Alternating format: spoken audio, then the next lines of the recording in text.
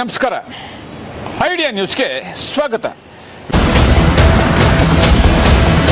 ವೀಕ್ಷಕರೇ, ಇಂದಿನ ಕಾರ್ಯಕ್ರಮ ಏನು ಅನ್ನೋದನ್ನ ನೋಡೋಣ. ನಮಸ್ಕಾರ ವೀಕ್ಷಕರೇ, ಐಡಿಯಾ ನ್ಯೂಸ್ಗೆ ಸ್ವಾಗತ.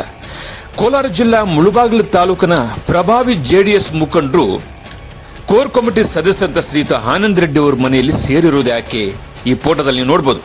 ನೋಡಿ, ಆ ಕಡೆ ಸ್ಥಳೀಯ ಶಾಸಕರು, ಈ ಕಡೆ ಜೆಡಿಎಸ್ ಅಧ್ಯಕ್ಷರು ಕಾಡಿನಲ್ಲಿ ನಾಗರಾಜ್ ಅವರಿದ್ದಾರೆ. ಅವರ ಪಕ್ಕದಲ್ಲಿ ವಕೀಲರಾದಂಥ ಶ್ರೀಯುತ ಶ್ರೀನಿವಾಸ್ ರೆಡ್ಡಿ ಅವರಿದ್ದಾರೆ. ಈ ಕಡೆ ಶ್ಯಾಮೇಗೌಡರಿದ್ದಾರೆ, ಮಧ್ಯದಲ್ಲಿ ಆನಂದ್ ರೆಡ್ಡಿ ಅವರಿದ್ದಾರೆ. ಎಲ್ಲೋ ಒಂದು ಕಡೆ ಜೆಡಿಎಸ್ ಮತ್ತೆ ಒಂದಾಗುವಂಥ ಸಂದರ್ಭ ಕಾಣ್ತಾ ಇದೆ.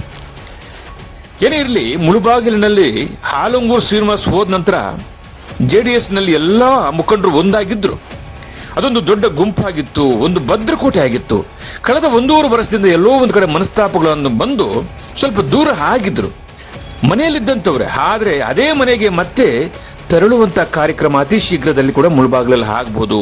ನೋಡಿ, ನೀವು ನೋಡ್ತಾ ಇದ್ದೀರಾ, ಇವತ್ತು ಬೆಂಗಳೂರಿನ ಶ್ರೀಯುತ ಆನಂದ್ ರೆಡ್ಡಿ ಅವ್ರ ಮನೆಯಲ್ಲಿ ಪ್ರಭಾವಿ ಜೆಡಿಎಸ್ನ ಎಲ್ಲ ಮುಖಂಡರು ಕೂಡ ಸೇರ್ತಕ್ಕಂಥದ್ದು.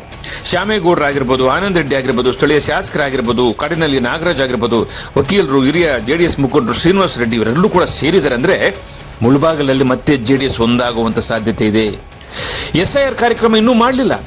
ಇವರೆಲ್ಲರೂ ಕೂಡ ಸೇರಿ ಆ ಕಾರ್ಯಕ್ರಮದ ಒಂದು ರೂಪದಲ್ಲಿ, ನೇತೃತ್ವದಲ್ಲಿ ಎಲ್ಲರೂ ಒಂದಾಗುವಂಥ ಸಾಧ್ಯತೆ ಕೂಡ ಕಾಣ್ತಾ ಇದೆ. ಮೊನ್ನೆ ಕಾಂಗ್ರೆಸ್ನವರು SIR ಕಾರ್ಯಕ್ರಮ ಮಾಡಿದ್ರು. ಆದರೆ ಜೆಡಿಎಸ್ನವರು SIR ಕಾರ್ಯಕ್ರಮಕ್ಕೆ ಎಲ್ಲ ಪ್ರಭಾವಿ ಜೆಡಿಎಸ್ನ ಮುಖಂಡರುಗಳು, ಕಾರ್ಯಕರ್ತರು ಎಲ್ಲೋ ಒಂದು ವೇದಿಕೆಯನ್ನು ಸೇರಿ ಕಾರ್ಯಕ್ರಮದಲ್ಲಿ ಎಲ್ಲರೂ ಒಂದಾಗಿ ಮುಂಬರುವ ವಿಧಾನಸಭಾ ಚುನಾವಣೆಗೆ ಕೈ ಜೋಡಿಸ್ತಾರೆ ಅನ್ನೋದಕ್ಕೆ ಇದೇ ಉದಾಹರಣೆ. ಸೇರ್ಲಿ.